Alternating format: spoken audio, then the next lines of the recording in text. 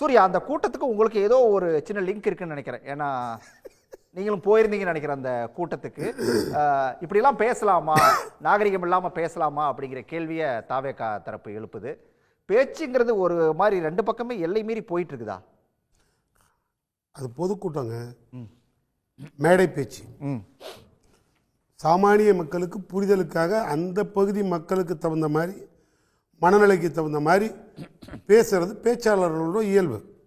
அதில் ஆர்எஸ் பாரதியும் பேசினார், நானும் சிறப்பு பேச்சாளர் 2 பேர் தான் பேசணும். எனக்கு பின்னால் அவர் மார்கண்டேயன் பேசினார். ஒன்றும் பேசலை, நார்மலாக தான் பேசணும். என்ன பெருசாக பேசிட்டோம்?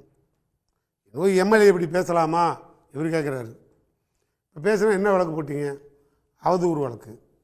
அவதூறு வழக்குன்னா என்ன? மானம் போய்விட்டது. நாங்கள் பேசி உங்கள் மானம் போயிடுச்சு. இப்படி தான் அது பொருள். என்ன பாக்கி என்ன பொருள்? தானே அதான் பொருள். ஏன்னா எங்கள் அப்பா பேரில் ஒரு 50-60 கேஸ் இருக்குது. அவர் செத்ததுக்கு அப்புறம் தான் க்ளோஸ் பண்ணோம். ஏன்னா எல்லாருக்கும் தெரியும். அதனால் எனக்கு அதில் அதிக அனுபவம் உண்டு. டிரைவர் வரைக்கும் பிடிச்சி போயிடுவாங்க. அப்புறம் நான் தான் வண்டி ஓட்டிகிட்டு போனோம். அதனால் மானம் போயிடுச்சுன்னு ஒரு வழக்கு. அந்த செக்ஷனோட அர்த்தம் தமிழில் வரும். இப்போ என்ன இப்போ மானம் போயிடுச்சு? இப்போ ஒரு முதலமைச்சர் பேசினார், இனிமேல் எல்லாம் ஓடுறீங்க வரீங்க அப்புறம் வச்சுக்கோ, சட்டசபையில் வச்சு இனிமேல் பூட்டிடணும் அப்படின்னாரு. எல்லாரையும் பூட்டிட்டு உள்ளே எப்படி ஏதாவது பூந்தி காராம்பூந்தி பக்கடாலாம் கொடுத்து வியாபாரம் பண்ண போயிருக்கீங்களா? அது மட்டும் ரொம்ப நாகரிகமான வரிகளா? இல்லை கொத்து புரோட்டா 5 நிமிஷம் பேசுனதுக்கே கொத்து புரோட்டா நீங்களே, அப்புறம் நாங்கள் திரும்பி கேட்க மாட்டோமா? குத்துப்பாட்டுக்கு டான்ஸ் ஆடுற ஆள் தான் எம்எல்ஏ முதலமைச்சர். நீ கொத்து புரோட்டான்னு பேசுகிறதுல என்ன தப்பு? நீங்கள் எப்படி பேசுகிறீங்களோ அதுக்கு ரிப்ளை கொடுக்குறது எங்கள் டியூட்டி. நாங்கள் என்ன பேசுகிறோமோ அதுக்கு ரிப்ளை கொடுக்குறது உங்கள் டியூட்டி. இவ்வளோ தானே. என்ன இப்போ இவங்க மார்கண்டேயன் பேசி உங்களுக்கு மானம் போயிடுச்சு. என்ன மானம் என்ன என்ன இப்போ நடக்குது? உண்மையாலுமே ஒரு கேட்கறது வந்து எலும்ப உடைப்ப அப்படின்னு சொல்லி பேசுறது சரியா அப்படின்னு சொல்லி கேட்கறாங்க. அதான் வன்னியரசு திருப்பி கேட்டிருக்காரு, எல்லாருக்குமே எலும்பு இருக்குன்னு சொல்லி கேட்கிறாரு அவரு. அவருக்கு எங்க எலும்பு இருக்குன்னு எனக்கு தெரியாதுங்க. வன்னியரசு எலும்பெல்லாம் எந்த போலீஸ் உடைச்சதுன்னு போலீஸுக்கும் தெரியும், வன்னியரசுக்கும் தெரியும்.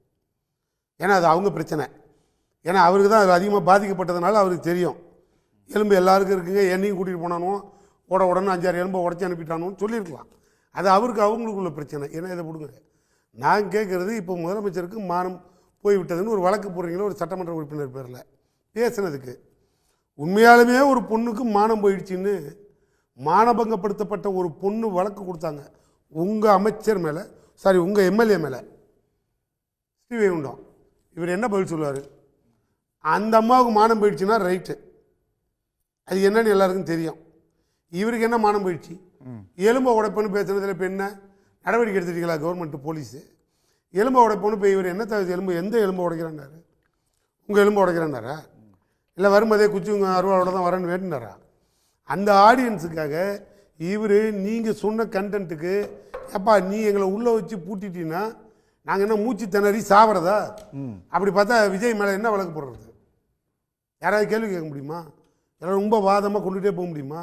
இப்போ நீங்கள் எவ்வளோ கேட்டீங்க, டேஷ்னு முதலமைச்சர் பேசுகிறாரு, அதுக்கு என்னையா போடுறதுன்னு கேட்டீங்க. மகிழ்ச்சின்னு போட்டுக்கோங்க, மகிழ்ச்சின்னு போட சொன்னார். சிவி சண்முகத்தை கேட்டால் நல்லா போடுவார். ஏன்னா உன் ஆசை என்னன்னு கேட்டதுக்கு அவர் பெரிய ஆசையை சொன்னார். இந்த டேஷுக்கெல்லாம் அவரை மாதிரி ஆளாக அர்த்தம் கேட்கணும். இது அவருக்கு தான் தெரியும், முதலமைச்சருக்கே தெரியும் அந்த டேஷுக்கு என்னன்னு. நல்லா வாயில் வருதுன்னாரு. வந்துருச்சு அப்புறம் என்ன சொல்ல வேண்டியதானே? என்ன நீங்கள் மட்டும் என்ன உத்தமரா புத்தரா காந்தியா, இல்லை நீங்கள் பாரம்பரியமான பாலிடிக்ஸ் மேனா? உங்களுக்கு என்ன பாரம்பரியம் இருக்குது? கூப்பிட்ட இடத்துல டான்ஸ் ஆடுவீங்க, கூப்பிட்ட இடத்துல கஞ்சா குடிப்பீங்க, கூப்பிட்ட இடத்துல போதையை உருட்டுவீங்க, கூப்பிட்ட இடத்துல கத்தியால் வெட்டுவீங்க, குத்துவீங்க. இது உங்கள் தொழில் மாதிரி சினிமாவில் பண்ணீங்க. இதெல்லாம் முதலமைச்சரோட பாணி. அவர் தான் சொல்கிறாரு, முதல்வரை ஃபாலோ பண்ணுங்க, என்னையை ஃபாலோ பண்ணுங்கிறாரு. ஏன்னா முதலமைச்சர் எல்லாரும் ஃபாலோ பண்ணிகிட்டு இருக்கான். ஏன்னா அவர் சினிமாவில் எப்படி கட்டி பிடிச்சாரோ அது மாதிரி தாவேகாக்காரெல்லாம் ஒன்றிய செயலாளர் நகர செயலாளர்லாம் எந்த பொண்ணை பார்த்தாலும் கட்டி பிடிச்சிடறான். மறுநாள் ஒன்றிய செயலாளர் தூக்கிட்டு போயிடுறாங்க.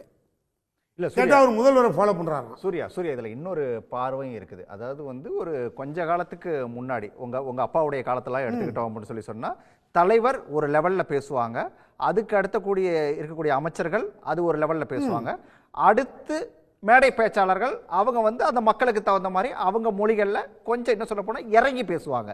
இப்படி 3 கேட்டகரியாக இருக்கும். இப்போ அப்படி இல்லாம எல்லாம் ஒரே லெவலுக்கு வந்துட்டாங்களா? ஏங்க முன்ன இருந்த பிளாட்ஃபார்ம் ஸ்பீக்கர்னு சொல்லுவோம்ல, திருமுனை பிரச்சாரம், பொதுக்கூட்டம், மேடை பேச்சாளர், அதை விட கீழே போயிட்டாங்க. அதை விட கீழே போயிட்டாங்க முதலமைச்சர் பேச்செல்லாம். இப்போ முதலமைச்சர் பேச்சு, விஜயோட பேச்சை எப்படி எடுத்துக்கிறது? கொத்து புரட்டாங்கிறாரு, வாயில் வருதுங்கிறாரு, இன்னும் அவரே தான் எல்லா வசனமும் பேசுகிறாரு. இதெல்லாம் எந்த மொழியில் லாங்குவேஜில் எடுத்துக்கிறது? அசம்பிளியில் உட்காந்துட்டு அப்பனை காணான்னு தேடுறாரு. அப்புறம் வெளியில் இருக்கவன் என்ன சொல்லுவான்? ஓங்குள்ள ஒன்னே காணான்னு தேடுறான்போம். பதில் தானே நாங்கள் பேசுவோம். நாங்கள் வேறு என்ன சொல்லுவோம்? எங்கள் எதிர்கட்சி தலைவர் வெளில வந்தார், செங்கல்பட்டில் ஒரு பொண்ணு புருஷனை காணான்னு தேடுதுன்னாரு. ஏங்க இது நீங்கள் என்ன கொடுக்குறீங்களோ அதுக்கான பதில் வரும். நீங்கள் என்றைக்கு அரசியலுக்கு வந்தீங்க? உங்கள் அரசியல் அனுபவம் என்ன? தலைவர் கலைஞர் இப்படியே தலையை சீவிடுவேன்னு சொன்னான். அவர் சொன்னார் ரொம்ப நாகரிகமாக பாக்கி மாதிரி பத்திரிகையாளர்களுக்கு தெரியும். ஏப்பா நான் சீவி ரொம்ப வருஷம் ஆகுது, பரவாயில்லப்பா இனிமேலாவது சீவரத்துக்கு வாங்கடான்னு கூப்பிட்டாரு. இதெல்லாம் நீங்கள் கையாளுற முறை இருக்குது. இதில் என்ன ஒன்றே ஒரு வழக்கு போட்டு மார்க்க நேரம் பிடிச்சிட்டு போய் என்ன பண்ணிடுவீங்க? இப்போ எதுக்கு தெரியுமா பிடிச்சிட்டு போகிறீங்க? அனிதா ராதாகிருஷ்ணனை பிடிச்சிட்டு போனீங்க, என்ன கேட்டீங்க? உள்ளே கூட்டு போகிறீங்க. உங்களுக்கு மான மரியாதை பிடிச்சின்னா ஒரு கேஸாக போடு, எதாவது பண்ணிட்டு போ. ஒரு நீதியரசர் விடுதலை பண்ணுவார், ஒரு நீதியரசர் ரிமாண்ட் பண்ணுவார். எதை நடந்துட்டு போட்டோம்? நாங்கள் எல்லாத்தையும் பேஸ் பண்ணுறோம். நாங்கள் அதுக்கெல்லாம் கவலைப்படல. ஆளுநருக்கு சம்மந்தமே இல்லாமல் ஆளுநரை எடுத்து 50 கேஸ் வாங்கியிருக்கோம். ஆளுநருக்கு தமிழ்நாட்டுக்கு சம்மந்தம் உண்டா? அதெல்லாம் நாங்கள் யாருக்காக செய்கிறோம்? இந்த வழக்கு இதுக்கெல்லாம் நாங்கள் யோசிக்கலை. நாங்கள் திரும்பி ஒரே ஒரு வாயின்னு கேட்குறேன். இதெல்லாம் பண்ணுற நீங்கள் உங்களுக்குன்னு ஒரு லாபி வச்சுருக்கீங்க. என்ன லாபி? உள்ளே கூட்டிகிட்டு போனால் அனிதா ராதாகிருஷ்ணன் என்ன கேட்குறீங்க? நீ எம்எல்ஏ ரிசைன் பண்ணிவிட்டு தாவேக்காவுக்கு வந்துடுறியா? இது யார் கேட்குறது? போலீஸு. ஏயா பிடிச்சிட்டு போகிறதான் போகிறீங்க. அது ஏதாவது விளக்கமாக வேறு ஏதாவது ஒன்று கேளுங்க. அதுக்கு ரிசைன் பண்ணிட்டு திமுக போங்க, தாவேக்காவுக்கு வந்துடுறியா? நிரூபிக்கிட்டோம். சொல்றேன்னா அதுக்கு நீங்க சார் ஒரு நிமிஷம். அனிதா ராதாகிருஷ்ணன் பேட்டி கொடுத்தாரு, எவிடன்ஸ் பேட்டியை போட்டி காட்டுங்க. எங்கள்ல ஒரு எவனோ ஒருத்தன் யாரோ அந்த கட்சியில் 2-3 எம்எல்ஏவை சார், அந்த கட்சியில் உங்க கட்சியில் ஒரு 2-3 எம்எல்ஏ பேசுனாங்கன்னு சொல்லி எந்த ஆதாரமும் இல்லாம ஆதாரம் இருக்கிறதுனால தான் சார் அவங்கள எல்லாம் அரெஸ்ட் பண்ணிருக்காங்க. இப்போ நீங்க சொன்னது என்ன சார் அரெஸ்ட் பண்ணீங்க? நீங்க நீதிமன்றம் யார அரெஸ்ட் பண்ணீங்க? கம்ப்ளைன்ட் கொடுங்க. எந்த போலீஸ் அரெஸ்ட் பண்ணது? அனிதா ராதாகிருஷ்ணன். இப்ப நான் திரும்பி கேக்குறேன். ஆட்சியை கூட்டிட்டு கவர்னர்ட்ட மனு கொடுத்தோம். சுதீர் தான் என்ன மிரட்டனாரு ஆட்சியை கூட்டிட்டு கவர்னர்ட்ட மனு கொடுத்தோம். நீங்க சுதீர் ஒரு செகண்ட் சொல்றாருன்னு சார், அவர் பேர் என்ன? James bond. கொஞ்சம் அமைதியா இருங்க, வரேன் பாருங்க. நாங்கள் ஆஸ்திரேலியா கூட்டிகிட்டு போய் கவர்னர்கிட்ட ஆதாரத்தோடு மனு கொடுத்தோம். ஓகே, பிரயோஜனம் இல்லை, நாங்கள் விட்டுட்டோம். ஆனால் நீங்கள் பேசாத எங்களுக்கு உங்கள் கட்சியிலேருந்து எம்எல்ஏ வந்து தான் எங்களுக்கு என்னையா லாபம்? சம்மந்தமே இல்லை. எங்களை நீங்கள் சரி மடைமாற்றம் பண்ணுறதுக்கு முயற்சி பண்ணீங்க. இப்போ அனிதா ராதாகிருஷ்ணன் வெளில வந்து ஓப்பனில் சொன்னார், எஸ்பி என்னை எல்லாரையும் கூட்டிகிட்டு போய் என்னை நீ எம்எல்ஏ ரிசைன் பண்ணிவிட்டு வந்துடுறியான்னு டீல் பேசுகிறாங்கன்றார். ஏன்னா முன்னாலாம் நீங்கள் நேரடியாக சோபா செட்டோட போய் பேசுனீங்க, இப்போ முடியலைன்னு போலீஸை வச்சு பேசி பார்க்குறீங்க. இப்போ இப்படி தான் எடுத்துக்கணும். ஏன்னா உன் ஆட்சிக்கு மெஜாரிட்டி இல்லை, நீங்க மைனாரிட்டி ஆட்சி. பேசுவோம். மைனாரிட்டிங்கிறதுனால புடிச்சிட்டு போற ஆளுக்கெல்லாம் நீ வந்துடுறிய. சார், அனிதா ராதாகிருஷ்ணன் திமுக இருக்கும்போது பேசியிருக்காரு சார். அதை முதல்ல பார்த்துக்கோங்க. என்ன சார் பேசியிருக்கோம் சொல்லுங்க. அவர் பேசுவோம், நான் போறேன், விலக போறேன் அப்படின்னு அவரே முன்னாடி வாங்க 2 பேரும் பேசுவோம். போறேன்னு அவர் எம்எல்ஏவா இருக்கும்போது திமுக எம்எல்ஏவா இருக்கும்போது வீடியோ இருக்கு சார். அதுக்கு சரி, ஓகே, வரேன். சொன்னாரம்மா திமுகவில் வந்து போறேன்னு அவர் எங்க சொல்லிருக்காரா சார்? அப்படி ஆமா சார், வீடியோ இருக்கு. அது இப்போ ட்ரெண்டிங்கா ஆச்சு சார். இந்த மாதிரி எம்எல்ஏக்கு விலை பேசினாங்கன்னு சொன்னோன்னே அவரை பத்தியான வீடியோ ட்ரெண்டிங்கே ஆச்சு. அவர் திமுகவில் இருக்கும்போது அவர் நான் இந்த கட்சியில இருந்து போக போறேன், எம்எல்ஏ விட்டு விலக போறேன் அப்படி. அது எப்ப பேசுறது தெரியுமா இவருக்கு? நான் இப்ப பேசுறேன்.